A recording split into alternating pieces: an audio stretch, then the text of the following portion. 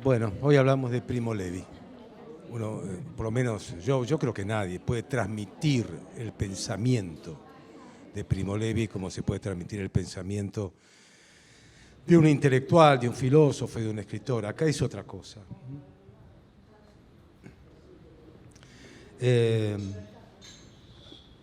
Primo Levi, italiano de Turín, que nace en 1919 y que muere en 1987 en Turín.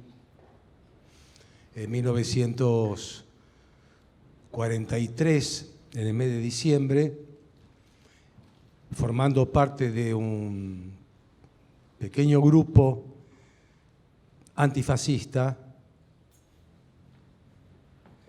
contra Mussolini, es detenido por la policía. Era un grupo de protesta, digamos, no nada de grupo armado o guerrilla. Hacían difusión de antifascismo. Es apresado por la policía italiana, conducido a dependencias policiales, en donde lo interrogan algo y dice que es judío, y entonces allá se queda y va a ser embarcado a Auschwitz.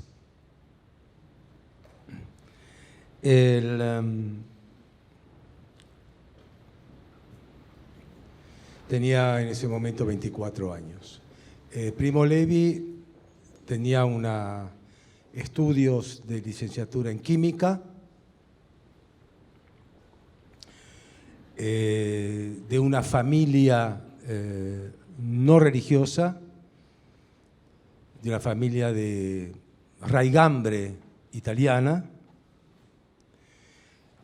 un hombre laico, secular, consciente y sabedor de su identidad religiosa, pero digamos no practicante, y que en su vida le había dado relevancia alguna a su condición de judío. Así que el hecho es que es detenido. Al año, a fines de 1944, Primo Levi es un sobreviviente.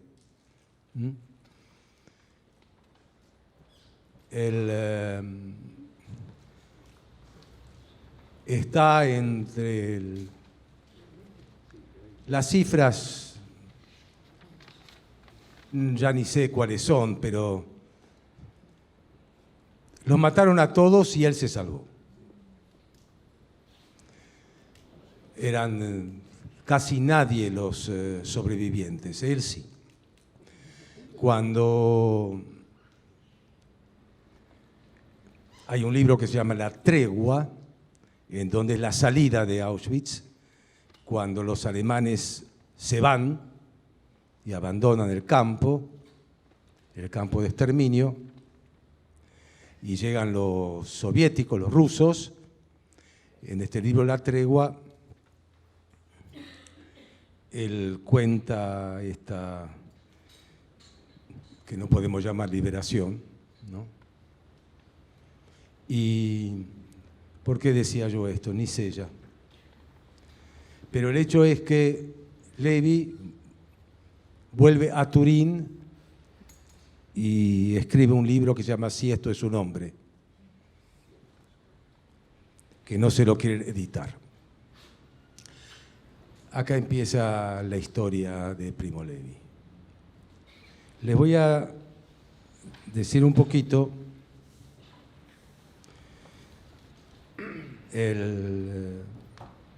cómo llegué yo a Primo Levi.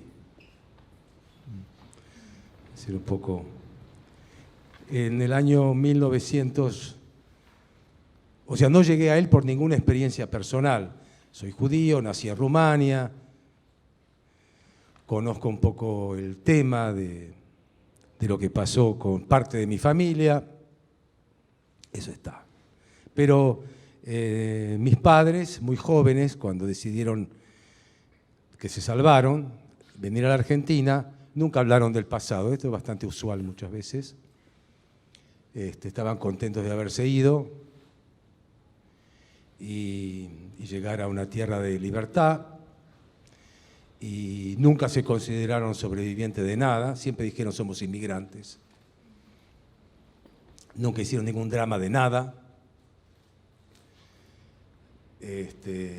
Así que yo sabía, simplemente, eso sí, que mi padre había ido a trabajos forzados, no era tan ignorante como para saber que la segregación en la ciudad en la que nosotros vivíamos, que es Timisoara,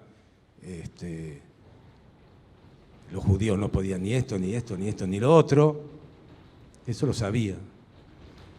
Pero lo que yo nunca entendí, tampoco me lo pregunté demasiado hasta edad avanzada, pero en un momento dado sabía que yo no entendía por qué se salvaron. Era un misterio. Y ellos, como tampoco averiguaban nada,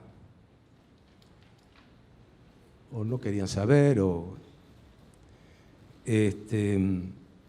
sabía que los trenes se habían detenido a 40 kilómetros de Timisoara.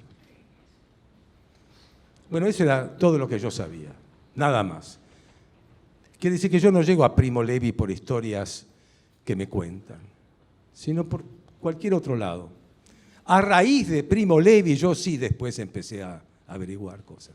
Digamos que fue el punto inicial, Primo Levi. Después sí, me empecé a interesar un poco qué pasó. En el año 1989 yo empiezo a estudiar un tema, que es ¿qué pasó en 1989? Que fue un año traumático. En 1989 hay dos acontecimientos muy importantes.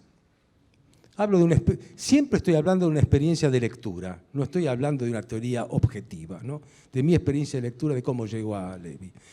En 1989 cae el gobierno de Alfonsín en Argentina, que es el fin del sueño democrático. Y cae el muro de Berlín, que es el fin del sueño comunista.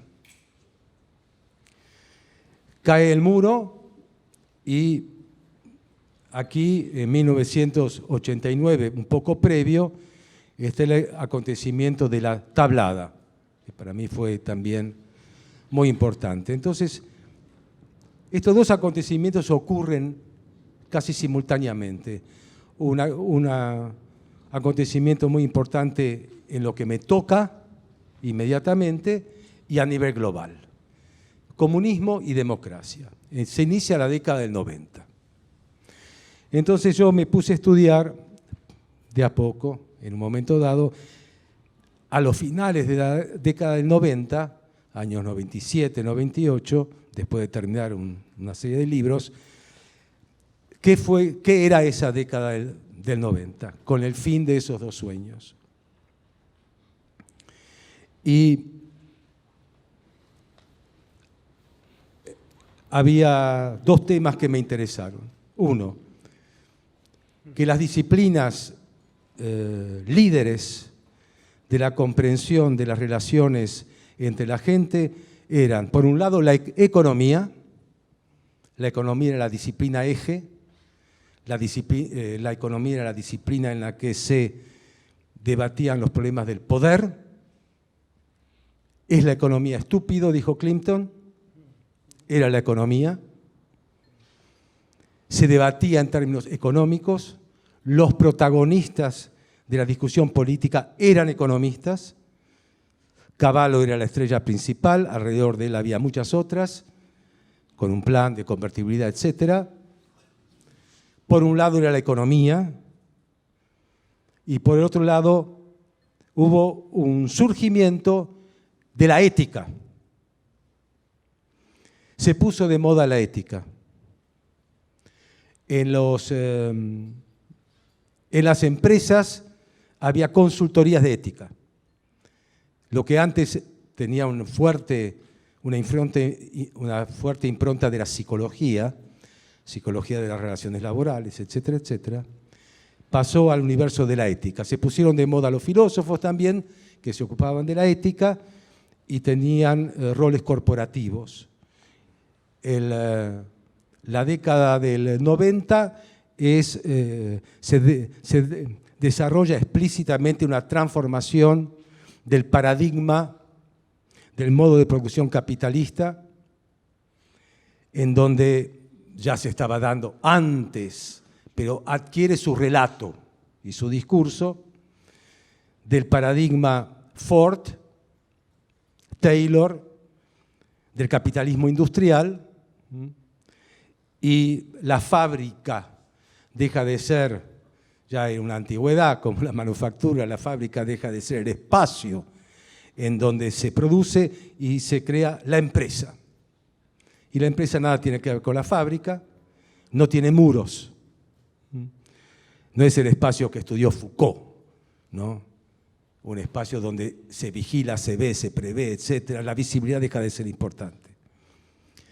Entonces la empresa y el emprendedor y el empresario se convierten en figuras positivas, en figuras a emular, en figuras líderes, etc. Y sobre todo eso hay una literatura muy abundante, en donde también aparece el tema de la ética. Hay un cambio de vocabulario, el empleado comienza a llamarse cliente interno, Peter Drucker, que es uno de los que más escribió sobre el tema de la nueva modalidad empresarial, compara al empresario con el hombre del Renacimiento. La empresa deja de producir mercancías, produce bienes y servicios. La palabra bien es una palabra que tiene la doble connotación.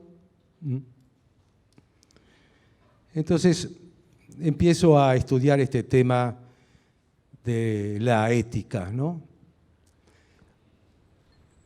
Abundan las autobiografías de hombres de éxito. Los hombres corporativos de máximo poder escriben sus biografías. Warren Buffett escribe su biografía. Ray Kroc, el inventor de McDonald's, escribe su biografía. Franco Macri escribe su autobiografía. ¿Por qué me fue tan bien?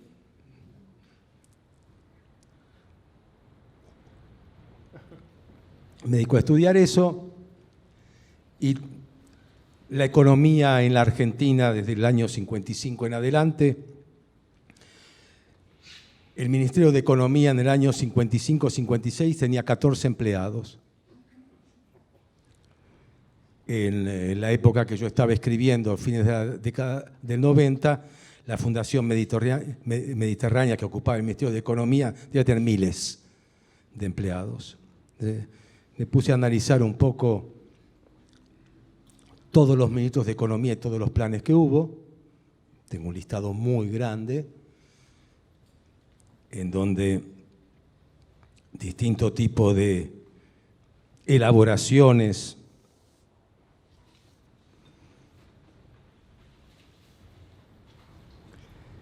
desde Álvaro Alzogaray, Frigerio, Blanco, Pugliese, Krieger, Helber, Rodrigo, Martínez de Osi, Go, Cavallo, Greenspoon, Zurruy, Machinea, Herman González, Cavallo, etc. Hasta ahí llegué, año 97, cada uno con un plan.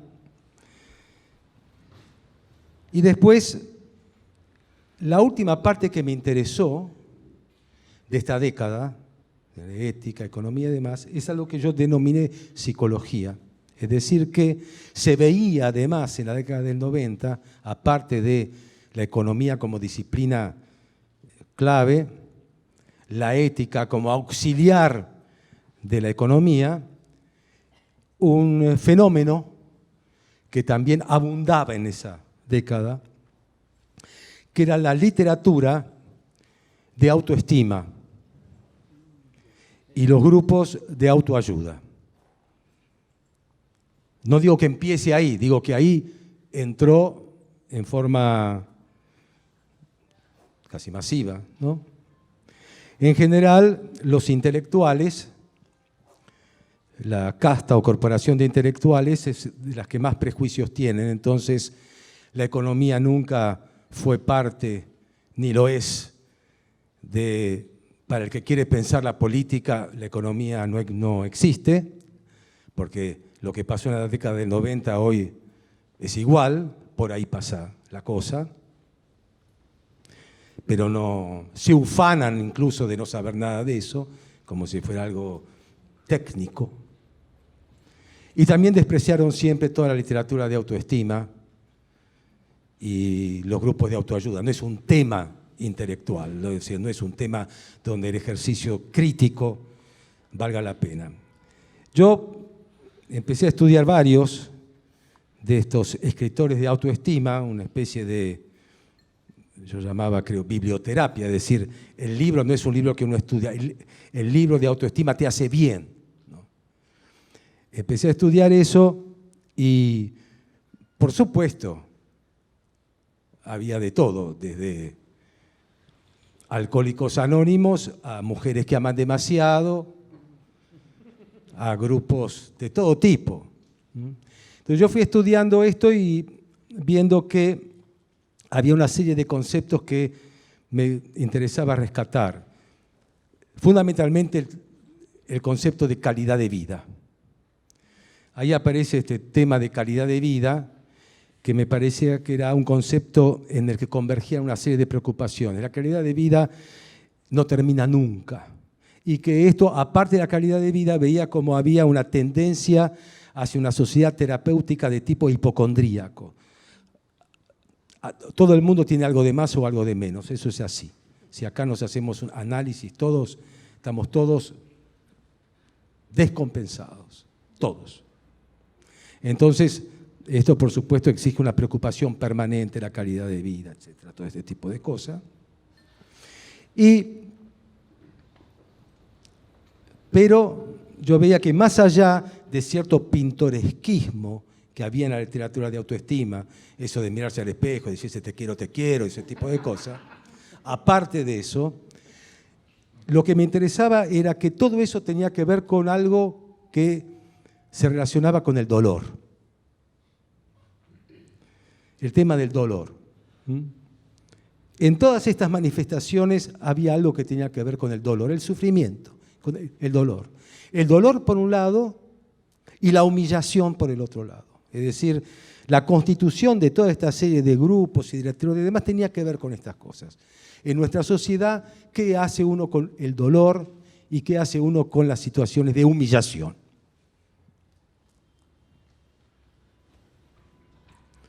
Y pensé que la formación clínica dominante de esa época, 90,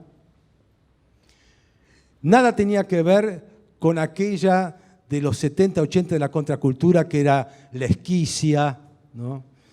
El esquizoanálisis de Deleuze, la locura creativa, la reforma de los asilos para estar a la par entre médicos y pacientes. Nada tenía que ver con esa especie de romanticismo trágico poético que fue dominante respecto de la locura en los años 70, que el tema de los 90 era la depresión.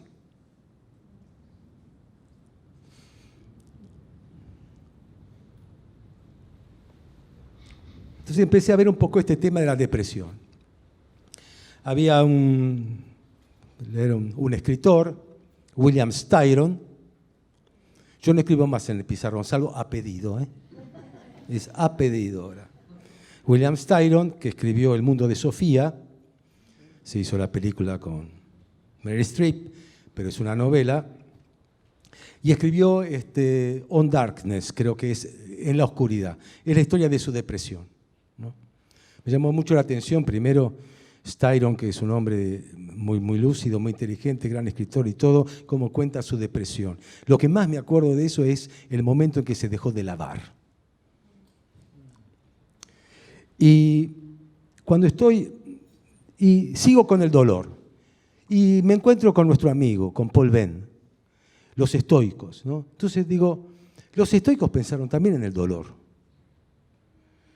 Y tenían toda una filosofía sobre el dolor. En realidad el estoicismo tiene que ver con el dolor. Cómo mitigarlo, controlarlo, neutralizarlo, manejarlo, administrarlo, etcétera, etcétera, etcétera. Y como ven, mismo lo estudiaba y decía, bueno, estos estoicos creían en el poder de la razón, que la razón puede dominar los miedos, los terrores, los abandonos, todo eso. O sea, que hay una posibilidad con una disciplina, con una ascesis, etcétera, de no salir de tu eje, etcétera, los estoicos, ¿no?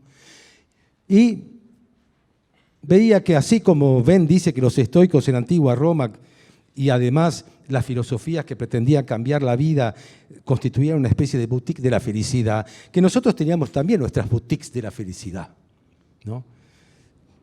Porque toda la literatura de autoestima, o en su gran mayoría, era una boutique de la felicidad. El tema de la felicidad, el tema de llegar a ser feliz, etcétera, etcétera, a tener una buena imagen de vos mismo, a llevarte bien con todos, a caerle bien a todo el mundo, a no tener malas energías y malas ondas, porque si tenés malas ondas, envenenas a todo el mundo, tener buena energía, una especie de espinosismo, ¿no? Ayornado, es decir, si no te querés a vos mismo, sos un peligro social. Había boutiques de la felicidad. Y en un momento dado se me ocurrió que, y si hay dolores que no se curan, si hay heridas que no cicatrizan nunca, existe eso. Es decir, dolores que no se curan. Es decir, que la propuesta terapéutica, filosófica, es impotente frente a cierto tipo de dolores. Hay dolores que no se curan, que es así. Y ahí, por una hija mía que es psicóloga, me habla de un grupo que se llama Renacer. Y yo me pongo en contacto con ellos. Son los padres que perdieron a sus hijos, que fundó el doctor Berti y Alicia, una mujer, y los quiero conocer. Los conozco, establecemos una relación hasta hoy. Van a ver este video ellos. Y saludos, Bertis. Lo van a ver, porque hace poco estuvimos hablando. Y los quiero conocer, a ver qué hacen. Ese grupo Renacer. Un grupo que empezó muy chiquitito y que después todo el país, y Latinoamérica, España y demás. Padre que en cualquier circunstancia. Los Bertis perdieron a su hijo en un accidente de motocicleta. Y entonces me llamó mucho la atención su proceder. Se reúnen, pero no interviene ningún profesional. Nadie que no sea alguien que padeció la experiencia. Ningún profesional, ninguno. Ni psicólogo, ni nada. Ni religioso, ni nada. Eso me llamó la atención. Me llamó la atención que ellos consideraran que no hay un saber que pueda tener que ver con el dolor ese. No hay saber. No hay un poder que se base en el conocimiento. No hay psiquiatría. No hay ningún tipo de psicología. Acá no hay elaboración del duelo. Acá no hay superación. Acá no hay nada. Y cómo a partir de eso ellos crean una asociación en donde van estableciendo el modo en que se puede vivir con ese dolor, pero vivir con ese dolor. Eso me llamó la atención. Y justo en ese momento, cuando yo estoy pensando en dolores que no corresponden a ningún conocimiento, ninguna disciplina y ninguna ciencia, que por alguien me dice, ¿lo leíste a Primo Levi? Digo, no sé quién es. y me llega Si esto es un hombre, que es el nuevo caso de algo que no tiene ningún tipo de cura.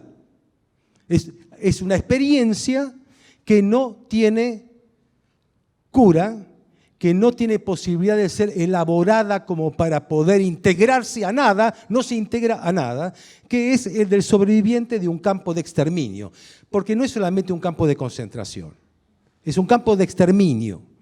Es decir, es un campo en donde la gente va a ser matada. Y que el caso del sobreviviente,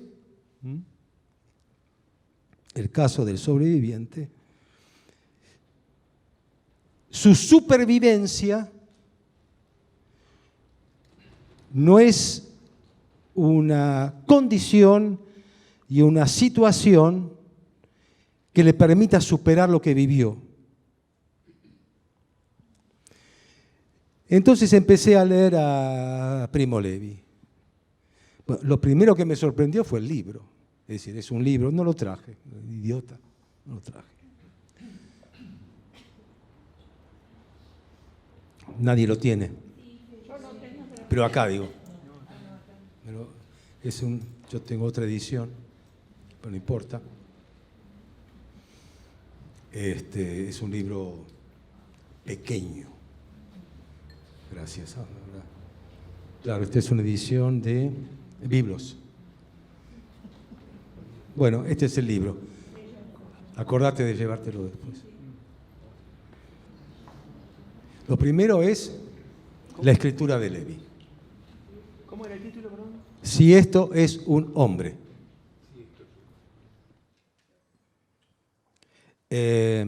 Primero la escritura.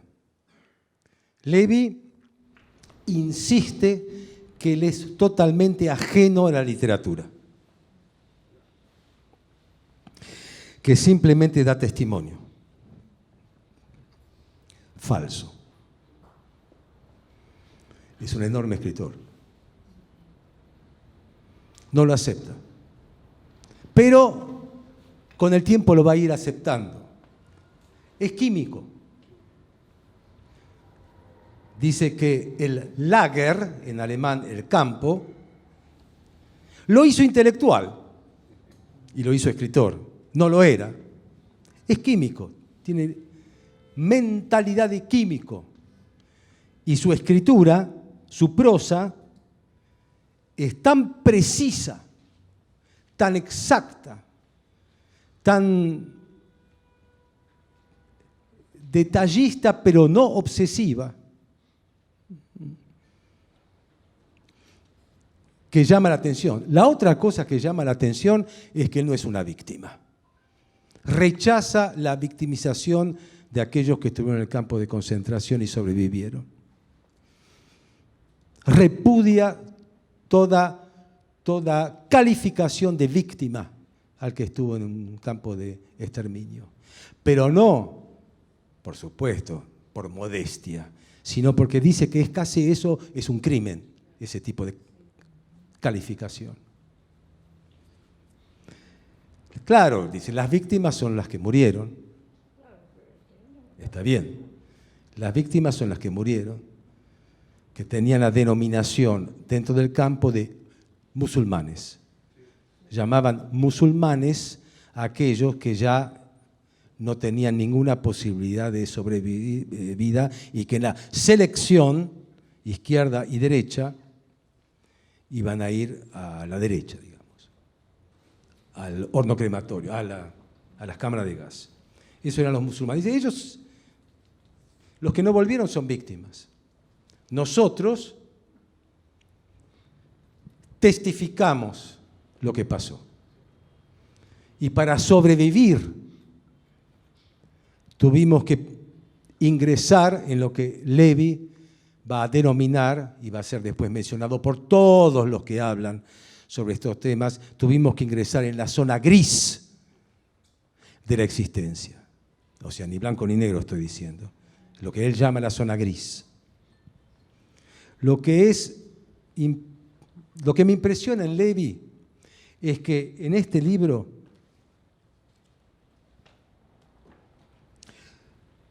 no hace otra cosa que contarnos lo que pasaba en Auschwitz. Porque en Auschwitz no solamente se mataba, se vivía. Y la organización de Auschwitz con los distintos campos que estaban conectados entre sí, había varios, ¿no? Se vivía, se trabajaba, se producía y había una vida social. Y Levi cuenta todo eso. No cuenta la muerte, cuenta la vida.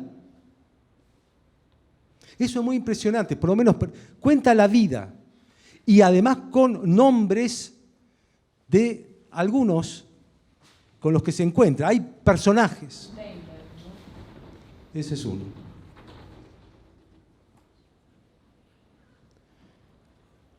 De las conductas. Hay conductas. Hay actitudes de todo tipo. Es muy, no voy a decir la palabra impresionante porque si no ya es todo, por supuesto. Esta no es una literatura que se puede leer sin emoción, pero no hay que caer en lo emotivo.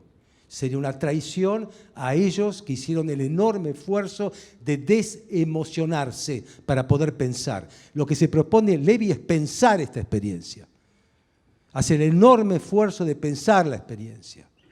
Entonces, no se trata de estar más emocionado que él que estuvo. Así que se trata de pensar qué podemos pensar de esta experiencia. Es decir, en un momento dado, cuando hicimos la primera reunión o algo así, yo les comenté, creo, Karl Jaspers, el filósofo alemán. Karl Jaspers decía que la filosofía nace con ciertos estados de ánimo. Uno es el asombro, que está en Aristóteles. El asombro de lo que hay porque hay, lo que existe porque es. La actitud de estar asombrado, es decir, de no poder responder a esta especie de acontecimiento que es el ser. Otra es la duda, estado de ánimo que históricamente podemos situar en Descartes. Lo otro lo podemos citar en Aristóteles, porque Jaspers habla de estados de ánimo, pero hay referencias de tipo histórico. El otro es Descartes, es decir, no voy a sostener que nada es verdad hasta que no dude de todo lo que me enseñaron. Y una vez que pongo entre paréntesis todo, me tiene que quedar el huesito de la certeza. Y de ese huesito voy a empezar a construir la duda. Y la tercera, de Jaspers, era la situación límite. Y la situación límite, en principio, tenía una correspondencia con otro momento histórico, que es la filosofía existencial desde Kierkegaard en adelante, la que se pregunta por el ser para la muerte, el absurdo de la existencia, la falta de garantías, el sin Dios, etcétera, etcétera. A esa pregunta de la situación límite, todas estas referencias supuestas de Jaspers a ciertos momentos de la historia de la filosofía queda hecha nada frente a esta experiencia. Esta es la experiencia límite. Esta es una experiencia límite. Ahora, esta experiencia límite, de la que va a hablar, entre otros, Primo Levi, nos enseña a filosofar. Bueno, Levi jamás lo admitiría. Él testimonia. Y además sabe que es incomprensible todo esto, que es imposible de pensar. Pero además es inevitable contarlo. Imposible de pensar, inevitable de contar. Levi presenta, si esto es su nombre, a la editorial Einaudi y la rechaza. Entre el comité editorial hay una persona que después aparece varias veces, que es importante, que es Natalia Ginzburg. En realidad, no quieren este tipo de literatura en la posguerra italiana, porque hay que ir para adelante. Ya tuvimos bastante, ¿no? Campo de exterminio, todo este tema. Hay que ir para adelante. No es el momento, no es el momento. Bueno, la rechazan. En 1947, 2 años después, una editorial pequeña lo publica y no pasa nada. Pasa desapercibida. Recién en los 60 empieza a despuntar el tema. Primo Levi es quizás el sobreviviente escritor que concentra la mayor parte de las miradas de los que quieren pensar aquello que aconteció entre 1940 y 1945. Elie Wiesel, que después fue Premio Nobel de la Paz. Imre Kertész, el húngaro, para mí este está a la altura de Primo Levi. Es distinto, pero lean Sin Destino, la novela autobiográfica de Imre Kertész. Sí. Además, como sé húngaro, lo puedo escribir bien.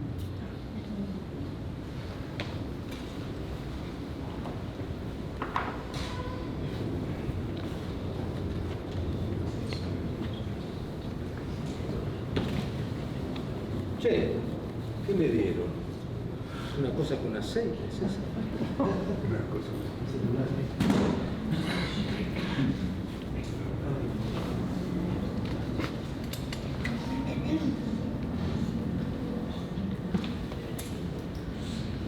Bueno.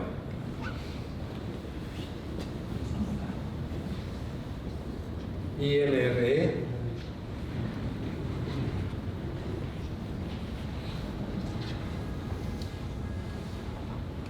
Kertész, creo que tiene un acento acá. Kertész, que es jardinero. Sin destino, sin destino.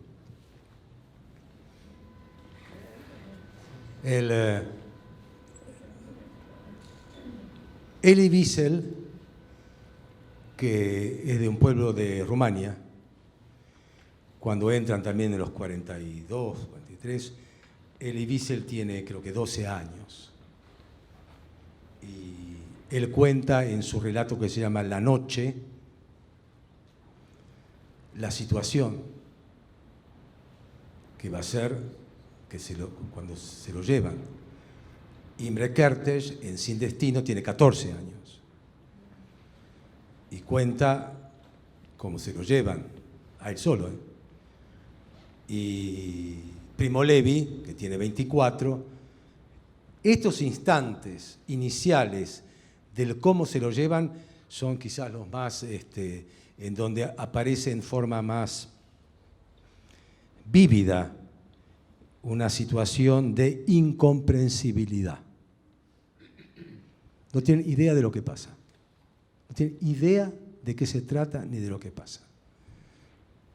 Más aún, no creen que pasa lo que pasa. Elie Wiesel tiene 12 años, está con los padres. Los padres son religiosos, ortodoxos, judíos, etc. Entonces empieza como una redada. Había muchos judíos. En Rumania había 400, no más, 800.000 judíos. No sé, dicen que hay 20.000, yo no creo.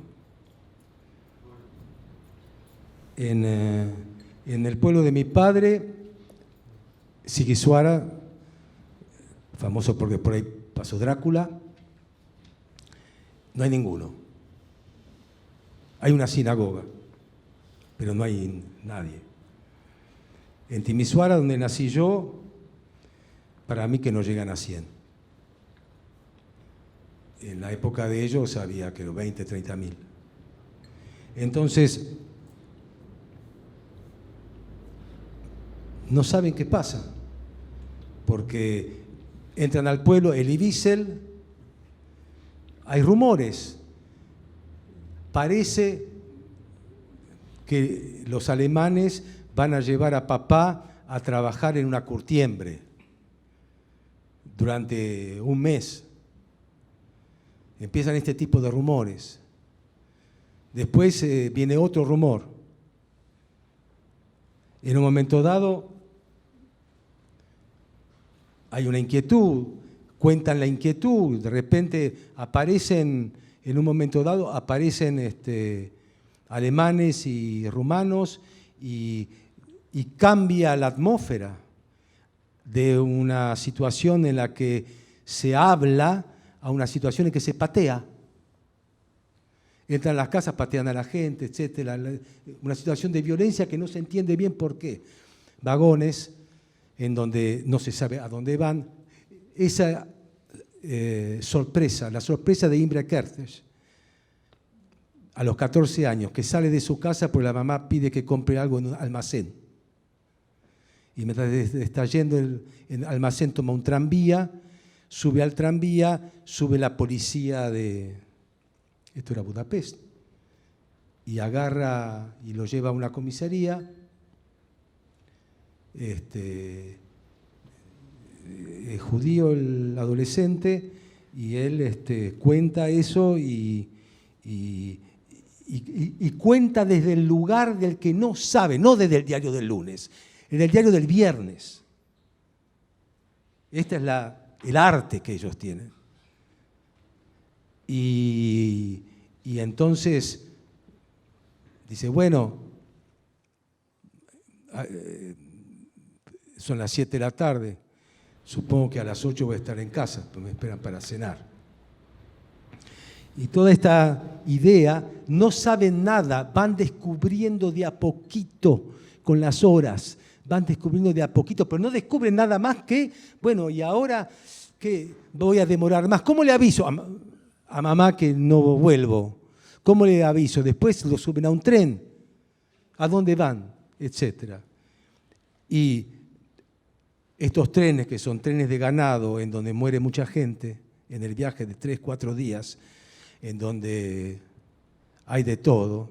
Imaginen que hay muchos chicos, muchos niños, ¿no?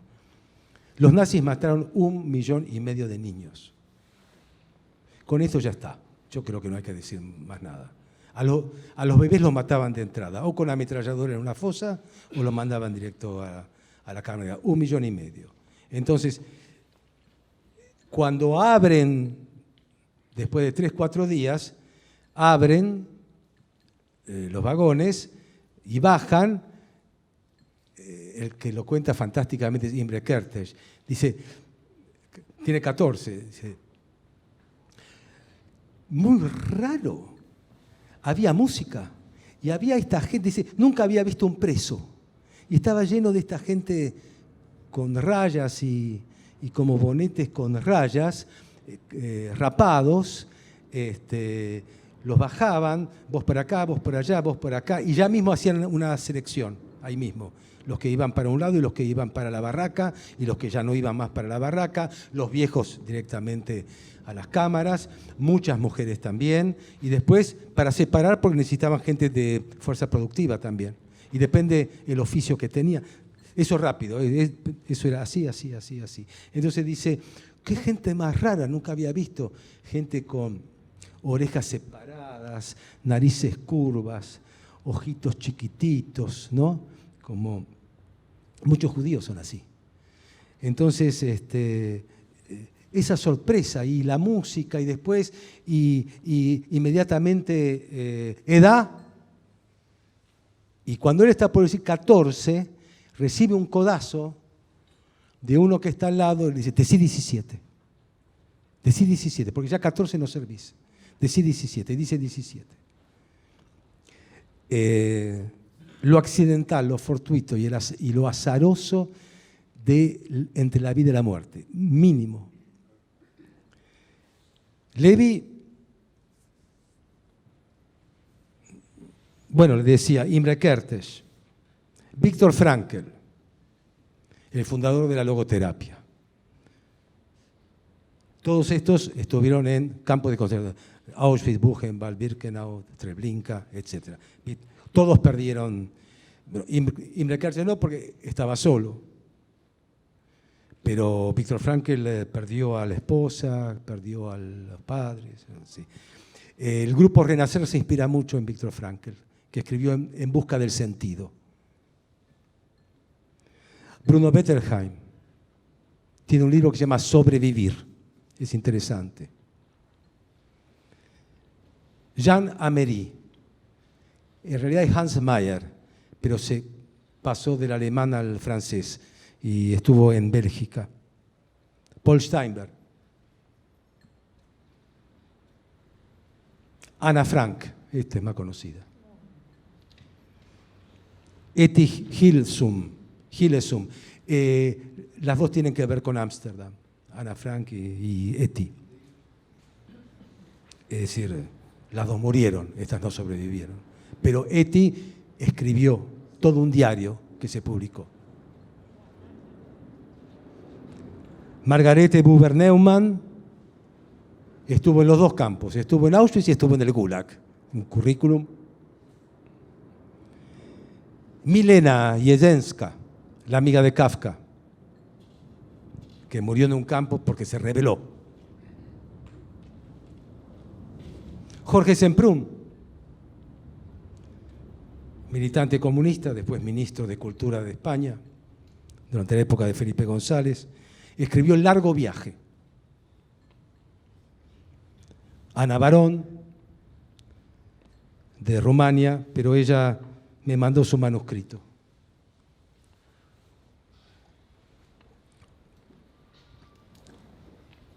Algunos se suicidaron. Primo Levi no se sabe si se suicidó. Parecía que sí, pero después, en realidad, el Primo Levi en 1987 está en un momento de depresión. Lo habían operado de la próstata. El año anterior publicó uno de sus libros fundamentales, Los hundidos y los salvados, y sale, tiene un departamento en un no sé qué piso, cuarto, quinto y demás. Sale al pasillo para tomar no sé, el ascensor y se cae por el hueco de la escalera. Entonces no se sabe si se mareó o se mató. En todo caso, algunos dicen que se mató, otros dicen que no se sabe. Jean Amery se mató. Bruno Bettelheim se mató. Imre Kertész dice que no se mató, pero Kertész es un diablo de inteligente. Dice que no se mató porque tuvo la suerte de vivir, después de los 14 años, se quedó en Hungría y entró el régimen de Stalin, que era una dictadura feroz. Dice, tuve la suerte de vivir bajo una dictadura feroz. Eso me salvó. No tuve la desdicha, como Primo Levi, como Jean Amery, como Steinberg, de ir a vivir en un régimen que se dice democrático. Para mí las cosas seguían más o menos igual. Y estaba preparado. Los otros no estaban preparados para la vida normal. No estaban preparados. Porque la vida normal era terriblemente normal. Es decir, lo que no acepta Primo Levi y no acepta Imre Kertész, ¿no? Es que la gente piense que los campos de exterminio son el infierno. Ellos creen que el infierno es lo que está afuera. Y los campos de exterminio había cosas que ellos no se van a olvidar más, pero no las de la muerte, las de la vida. Pero no son gestos todos de solidaridad y demás, simplemente que allí había algo que ellos no van a olvidar, pero no por el dolor, no por lo que vieron de todo, y convivieron con todo, sino que no acepta que la gente piense que ahí está el infierno y afuera no está el infierno. esa división. Ellos, Primo Levi es muy racionalista, químico, es un positivista, ¿no? Considera que lo que pasó en los campos de concentración es el resultado de una mentalidad y de una concepción del mundo, y que se puede repetir, porque tiene que ver con el totalitarismo, tiene que ver con una cierta idea de cómo se manejan las cosas. El genocidio no fue una carnicería, fue un acto administrativo muy organizado, muy pensado, con un modo de producción intraconcentracionario en donde se producían bienes para las fábricas alemanas y las fábricas polacas, en donde se compraban insumos a muchísimas empresas, había una fuerte demanda, desde los gases hasta lo que quieran, pero además se producía. Levi se salva porque es químico, va a trabajar al laboratorio, esto era importante. Un médico se salva, un herrero se salva, un plomero se salva, un enfermero. Ya ser enfermero es como una distinción.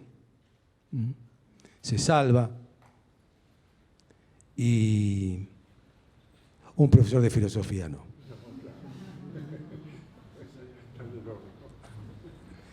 Hay una discusión muy fuerte entre Primo Levi y Jean Amery sobre si servía o no servía ser un intelectual en los campos de exterminio. Si no me equivoco, Levi decía que no, porque lo que necesitaba era alguien útil para el trabajo del campo.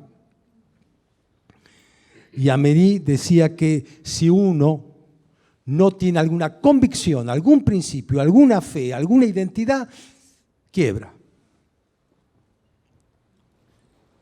Porque una de las cosas que suceden acá, que cuenta Levi, Imre Kertész, todos ellos, ¿por qué les pasaba lo que les pasaba? ¿Qué habían hecho? Nada. Y cuando llega Primo Levi al campo de Auschwitz y recibe la primera patada, las patadas porque sí,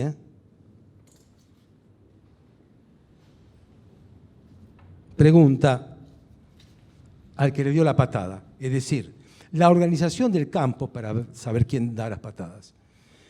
La organización del campo no es alemanes y judíos, gitanos. Después están los detenidos políticos y los criminales.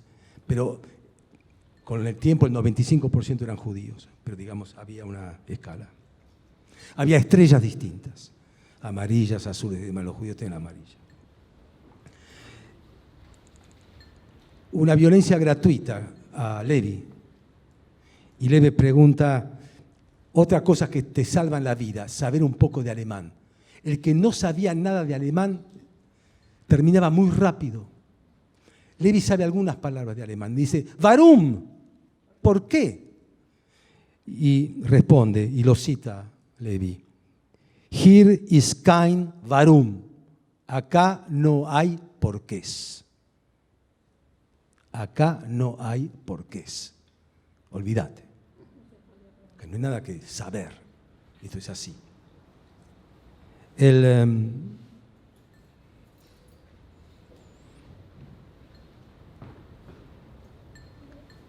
Las cosas que cuenta Levi de personas, de gestos,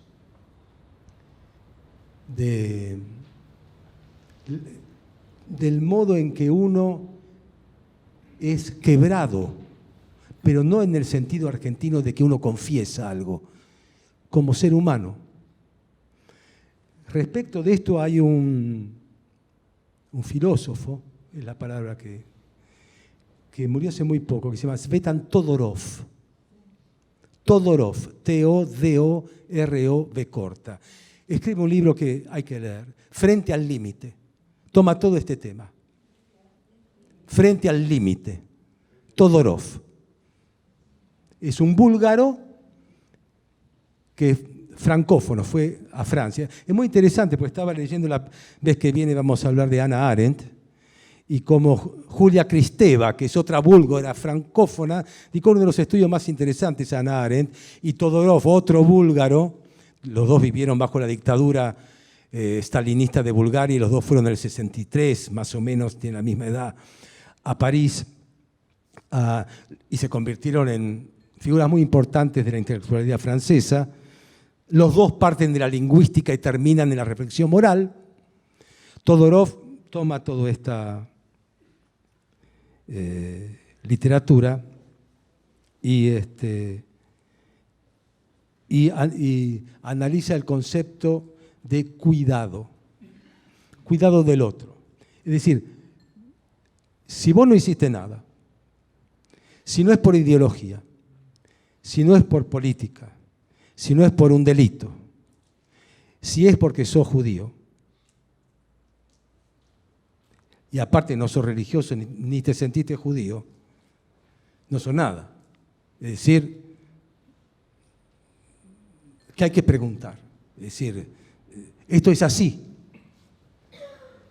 Y adentro del campo, mejor que dejes de preguntártelo. No te interrogues, no preguntes, no pienses. Cumplí con lo que te dicen. Esto lo aprendes muy rápido, ¿eh? Cumplí con lo que te dicen. ¿Qué te importa? Sobrevivir. Entonces, cumplí con lo que te dicen. Y con el tiempo pasa otra cosa, que es lo que justamente también va a tomar en cuenta Todorov.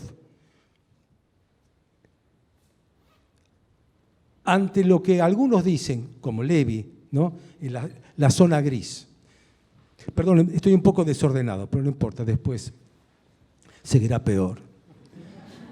Él decía, los judíos y los alemanes, el tema de la organización del campo eran los escalones intermediarios. Los judíos supervisaban a los judíos. Se llamaban los capos, con K. Son los capos. Los capos.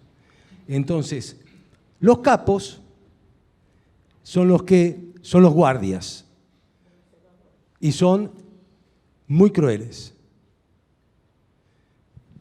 Los alemanes no necesitan serlo, ellos deciden a dónde va cada uno, pero necesitan de esta esfera intermedia, que los capos creen que con eso pueden llegar a salvarse.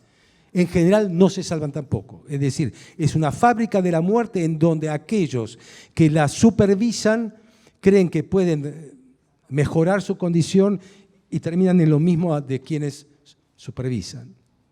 Entonces,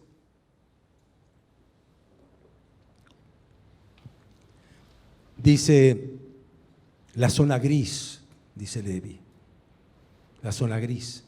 Es decir, Elie Wiesel, que desconoce a su padre para poder salvarse él, el padre de Valorno.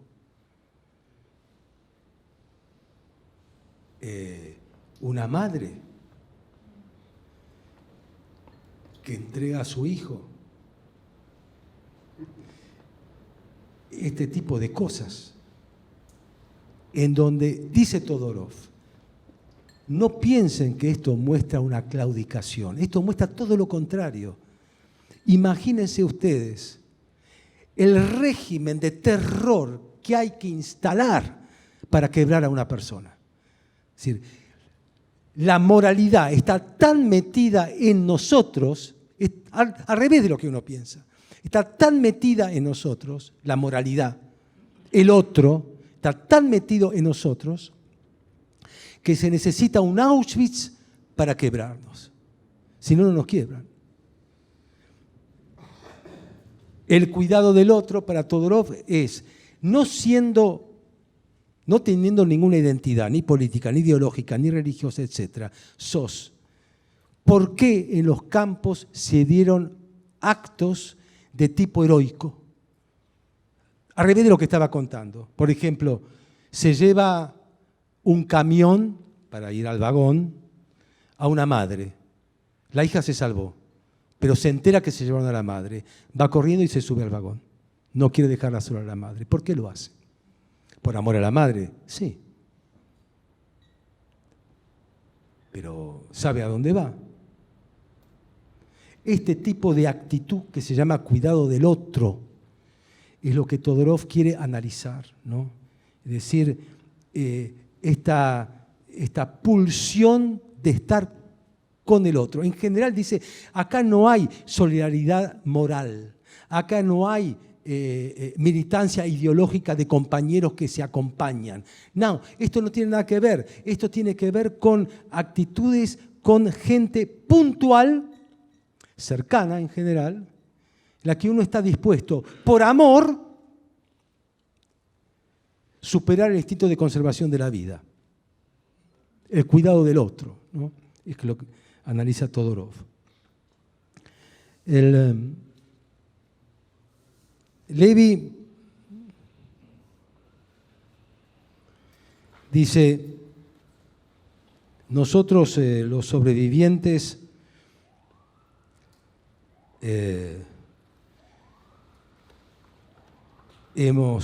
somos culpables. Pero ojo, nos ultrajaron totalmente, culpables y ultrajados. Y además, el tribunal moral no lo tiene nadie. Lo sentimos nosotros. ¿Por qué no se rebelaron? ¿Cómo puede ser que hayan matado 6 millones? ¿Por qué no se rebelaron? Y hay literatura, ¿no? Dicen, vamos a ver el jueves que viene con Hannah Arendt, que escribió unas cosas pesadísimas en el juicio de Eichmann y todo esto, los consejos judíos, el tema de los consejos judíos. O sea, en los distintos pueblos los judíos organizaban,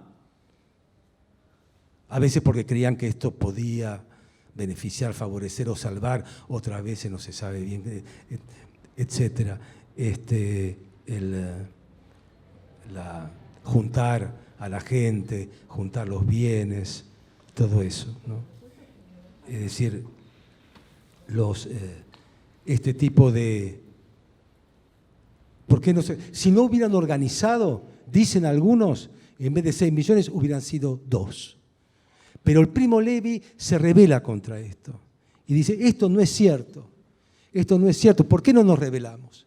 ¿Por qué al salir de los vagones no hicimos algo? Dice, los primeros que fueron a Auschwitz eran militantes comunistas de Polonia, que fueron allá y eran cientos y cientos y cientos, no se rebelaron.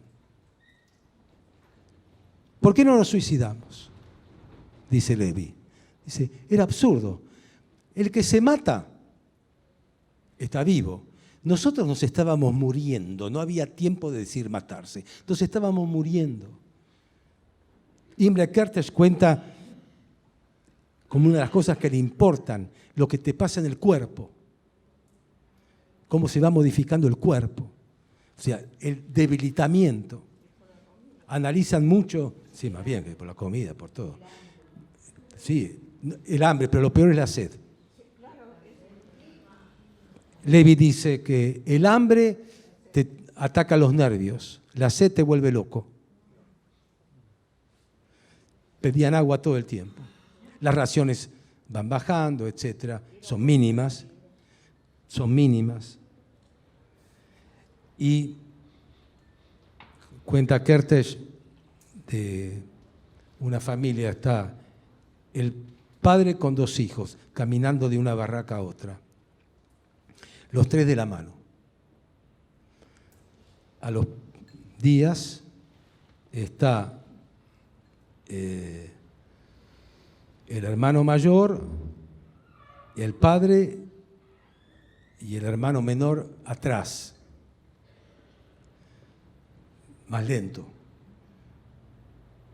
A los pocos días está el padre con el hermano mayor, ya no está el hermano menor. Después está el hermano mayor que va más rápido y el padre queda atrás. Después queda el hermano mayor, después no queda nadie. Esto lo va contando, cosas muy puntuales. Estos son testimonios.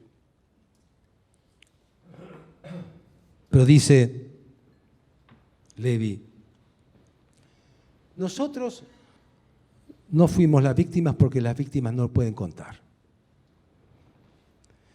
Si nosotros damos un testimonio de otros que no lo pueden contar. Esto lo doy entre paréntesis. Hay un filósofo italiano que se llama Giorgio Agamben, que es un papanata, sofisticado, especialista en Foucault también, en esto que lo otro. Es una especie de juega con grandes cosas. Entonces dice, Levi se equivoca, hace como filosofía, dice, si él, ¿cómo puede hablar en nombre de alguien que no puede hablar? ¿Y cómo puede decir lo que pasó si él no estuvo en lo que pasó? Porque el que estuvo en lo que pasó, desapareció. Y él no estuvo en lo que pasó y quiere hablar de lo que pasó. Por lo tanto, el testimonio no es exactamente el modelo de transmisión de una experiencia. Bueno, no tienen por qué leer estas cosas. No tienen ningún sentido, a pesar de que a algunos intelectuales les encanta este tipo de disquisiciones. Levi, cuando sale, creo que pesaba 36 kilos, no sé qué cosa, lleva como mucho tiempo, muchos meses hasta que llega a Turín. Lo cuenta en La Tregua y con personajes, qué pasa con cada uno. Hay la historia de un chico, son cosas muy dolorosas, pero son así. Hay un nene de 3 años en el campo, que está solo, es huérfano. Nadie le enseñó a hablar. Está el nombre acá, no importa. Ahora no tengo que buscar. Nadie le enseñó a hablar. Y dice Levi, esto me llamó mucho la atención, que se veía en el nene que quería hablar. Claro, es un Homo sapiens. Es como que tenemos el instinto del habla nosotros.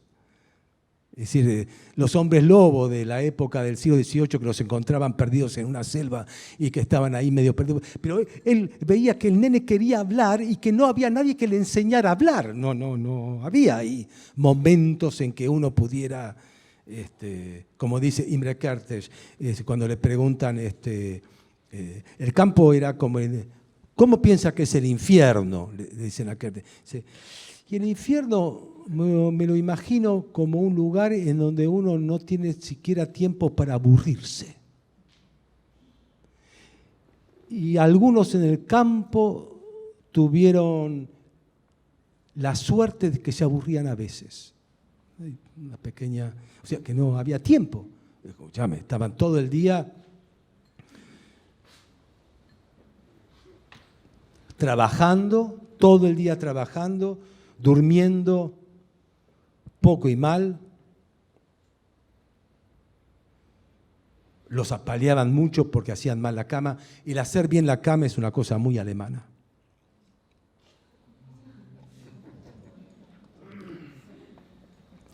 Sábana lisa, bien lisa, arrugas no.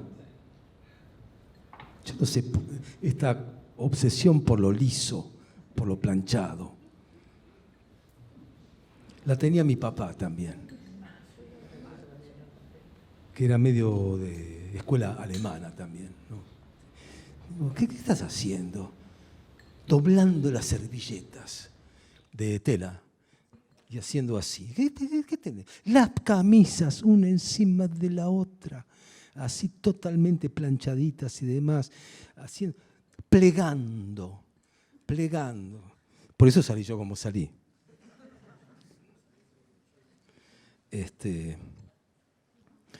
Bueno, ese tipo de cosas. El nene. El nene se salva, pero en la salida del campo muere en la ida. No pudo resistir, ¿no? Quería hablar y no sabía cómo hablar porque no tenía el adulto con el que escuchaba, pero se necesita algo más, aparentemente, se necesita que te hablen además.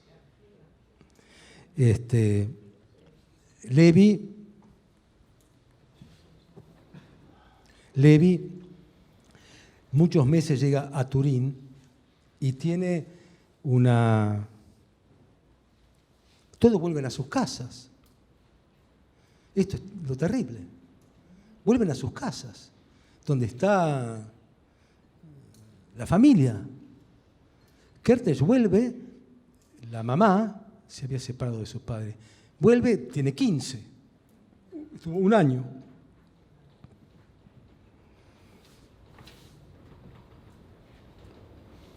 Creo que Sin Destino, su novela,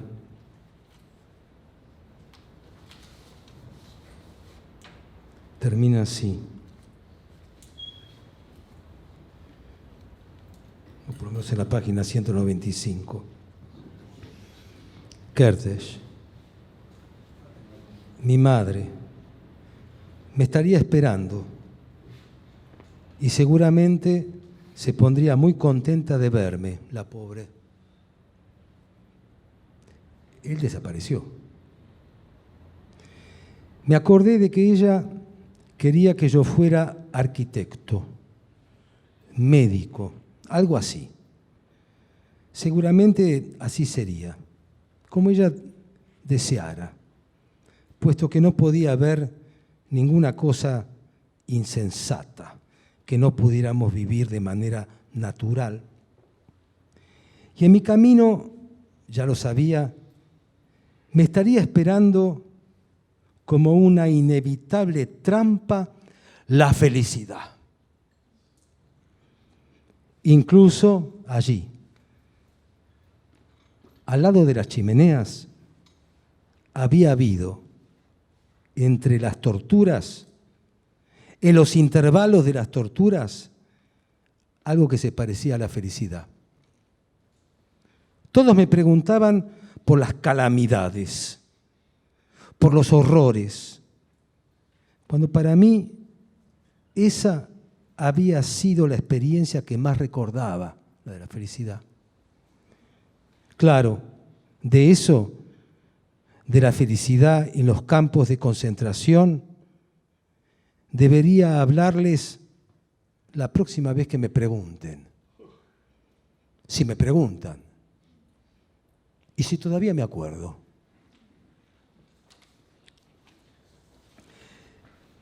Levi vuelve con una necesidad vital, pero vital, de contar. Pero lo dice así, si no, la locura, lo que fuere.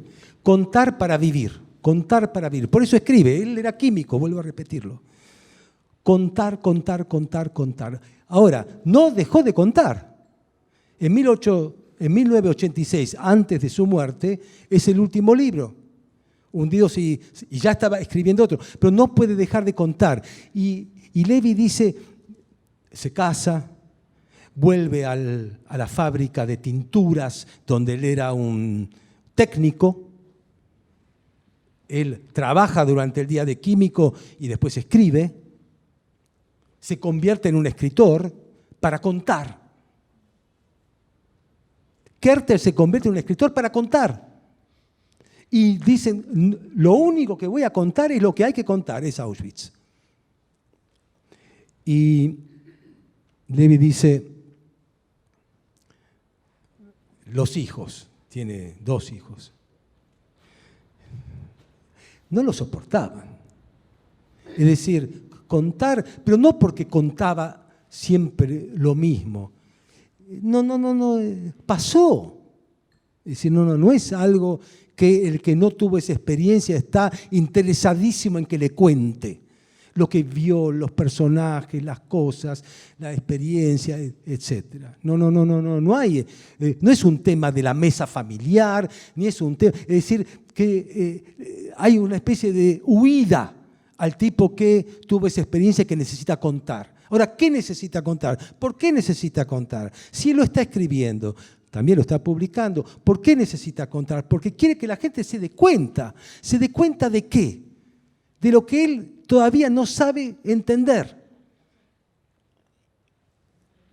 Que lo que pasó allí no es algo extraordinario, que no es el infierno, que lo que pasó allí no es que no va a pasar nunca más o que no pase en ningún otro lugar o que es algo que es algo monstruoso.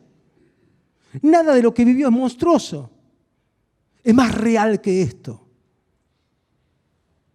No entiende la vida cotidiana, no la entiende. Es decir, la entiende porque la vive, se casó, tiene 2 hijos, va a la fábrica de tintura, vuelve, escribe, habla con un editor, pero no entiende. Jan Amery, Hans Meyer, tampoco entendía, se fue de Alemania, nació en Austria, va a Bélgica, no,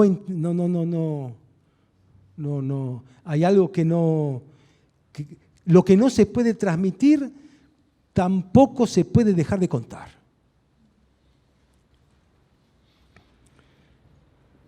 Yo me pregunto, ¿qué hacer con esto? Estuve leyendo varias cosas, ¿no? Y tengo muchísimo más por leer. Muchísimo más por leer. Estos textos de Elie Wiesel, Kertész, Viktor Frankl, Bettelheim, Amery, Steinberg, etc., Etty, Ana Frank, etc. Yo creo, siento, intuyo que el tema de la moral está ahí. No está en Aristóteles, no está en Foucault, está ahí. Que hay un interrogante ahí, esto de la situación límite. Pero no a la Jaspers, que es filosofía, sino acá hay un tema. Acá hay un tema que tiene que ver con lo ético. Acá tiene que ver con un tema que tiene que ver con la condición humana. Acá hay algo que no sé qué es. Pero esta gente, llamados sobrevivientes, ¿no?, pasó por una experiencia no transmisible, pero que somos nosotros los que tenemos que ver si nos dice algo. Yo le decía a Berti, el del grupo Renacer, que me manda un texto, ahora hace 2 semanas, sobre el tema del sufrimiento y el tema del dolor. Estudia Heidegger, le interesa la filosofía fenomenológica y existencial. ¿Qué pienso de este texto? Entonces, yo le respondí, yo me siento en una trampa, porque tu experiencia de perder un hijo, ¿no?, yo no la tuve. Entonces, ¿cómo puedo opinar sobre una experiencia que yo no tuve, que no es transmisible, ¿no?, y dar un punto de vista que no parezca banal, superficial, fuera de lugar, etcétera, porque vos me estás preguntando desde un lugar que para mí es inaccesible. Pero no inexistente. No inexistente.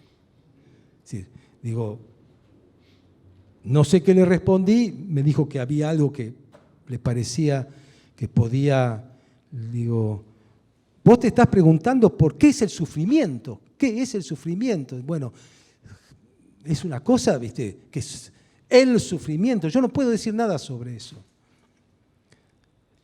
Levi cuenta durante más de 40 años algo que él jamás hubiera sospechado que iba a vivir. Y él insiste, no se trata de la memoria, no se trata de nada de eso, no es eso. ¿No? Es otra cosa. Dice, Auschwitz no es un acontecimiento histórico puntual, es otra cosa. Kertész dice que cuando a los 15 años está saliendo por los caminos buscando el lugar para volver a su antiguo hogar, alguien le pregunta, ¿qué sentís? Me llamó la atención lo que respondió, odio, odio. Pero no sé si era a los nazis.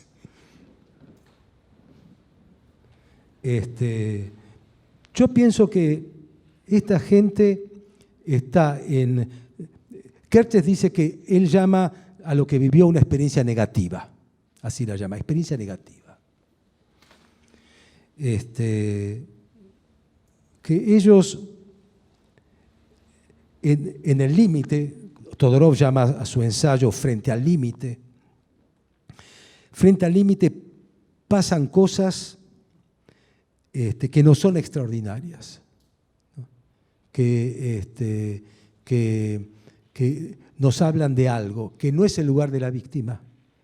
Esto es muy importante. Esto es muy importante. Este no es el lugar de la víctima.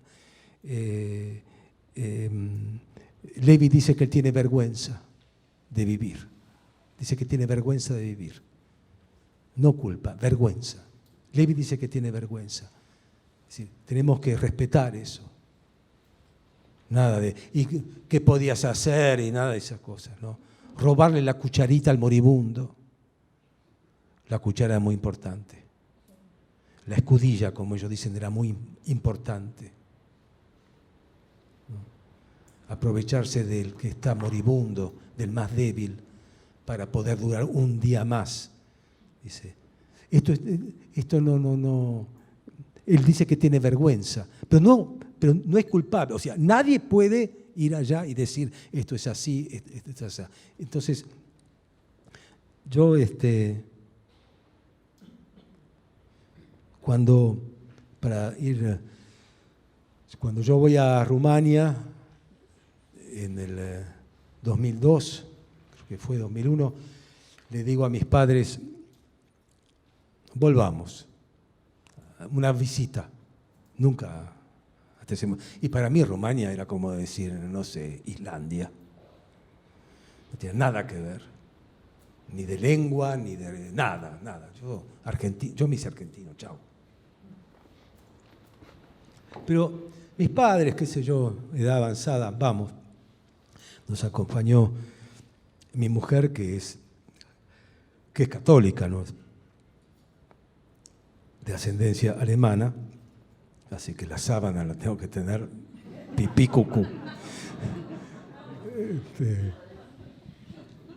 No va a ver este video, me mata.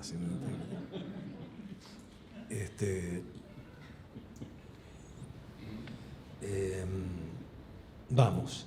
Entonces vamos. Yo por ellos. Vamos acá, vamos a Timisoara, y yo veo que les importa todo un reverendo rábano. Lo que quiere decir, cuando salimos para ir a París, a Múnich, queremos viajar, digo, escúchame, acá nací yo, foto, acá nací, casa donde nací, acá se casaron ustedes, foto, bueno, ellos queriendo volver todo, se querían ir, no les importaba nada. Y para mi sorpresa me empezó a importar a mí. Eso no tenía nada que ver ahí, los llevaba a ellos, porque lo que me impresionó ahí fue ver en Timisoara, la ciudad en la que yo nací, 5 sinagogas exactamente impecables, una que se casaron mis hijos, otra que no sé qué, perfectamente levantadas sin ningún daño exterior, con candado. Y todas con candado, cerradas, porque no hay quien vaya. Y después en el pueblo de mi padre, que es chico, esta sinagoga maravillosa, de tipo sefaradí, el único judío que tenía 90 años, que era un sobreviviente de Auschwitz, después murió, pero el único judío en Timisoara, lo ubiqué preguntando por el pueblo, me abrió la sinagoga a la que iba mi padre con su padre, y es lindísima, chiquitita, lindísima. Él había conseguido por alguna donación que una vez por semana vaya alguien y la... No hay un judío. Después, mi abuelo paterno, el papá de mi papá, que murió cuando él tenía 5 años, ni sabía cómo se llamaba, porque nunca hablaron de eso, nunca, era un silencio del nombre del padre total. Bueno, era Lázaro. Entonces, quiero saber quién es tu papá. A mi papá, porque mi papá que era el primer hombre de la tierra. Entonces digo, yo quiero saber quién es tu papá. Sí.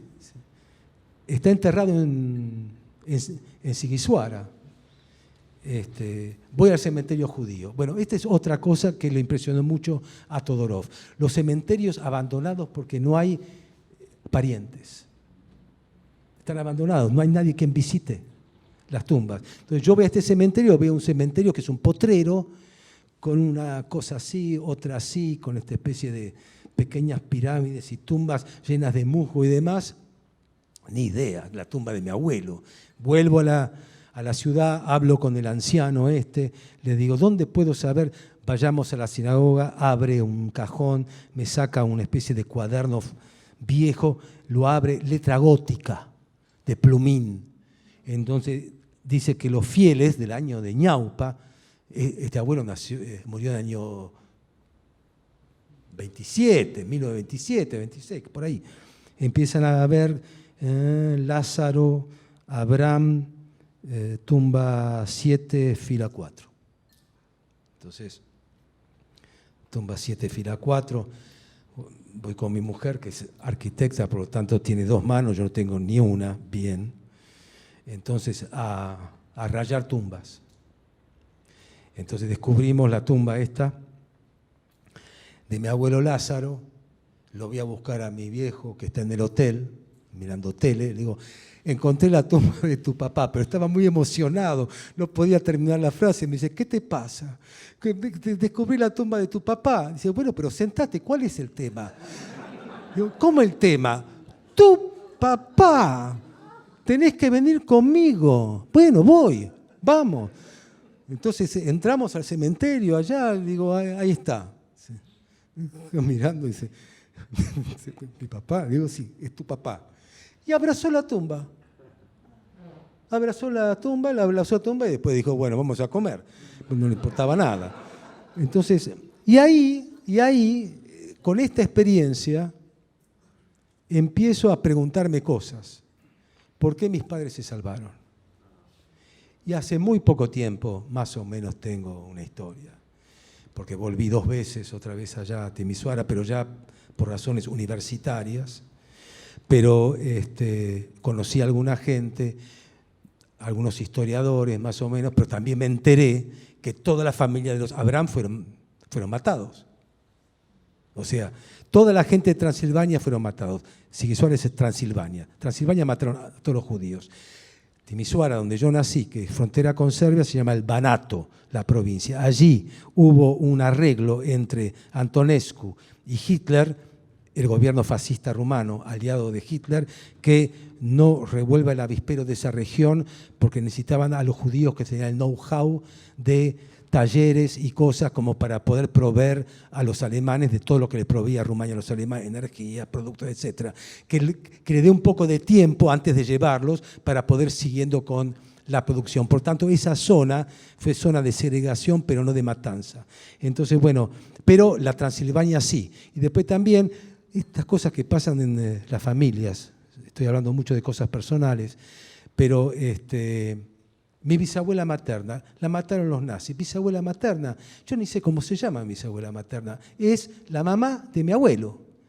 Ahora, mi abuelo nunca habló de su mamá, porque, esta es una cosa extraordinaria, porque mi bisabuelo, que yo conocí porque murió a los 98 años, se casó por segunda vez porque a la primera mujer la repudió. Parece que en la religión judía se puede repudiar, porque aparentemente le fue infiel, o sea, una pionera, aparentemente le fue infiel. Entonces la repudió.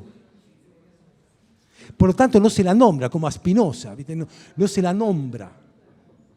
Ahora, era más importante su infidelidad que la matar a los nazis.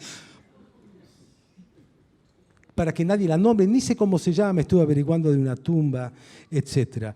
Digo, todo eso, que llegué hasta ahí. Después no quise saber más nada.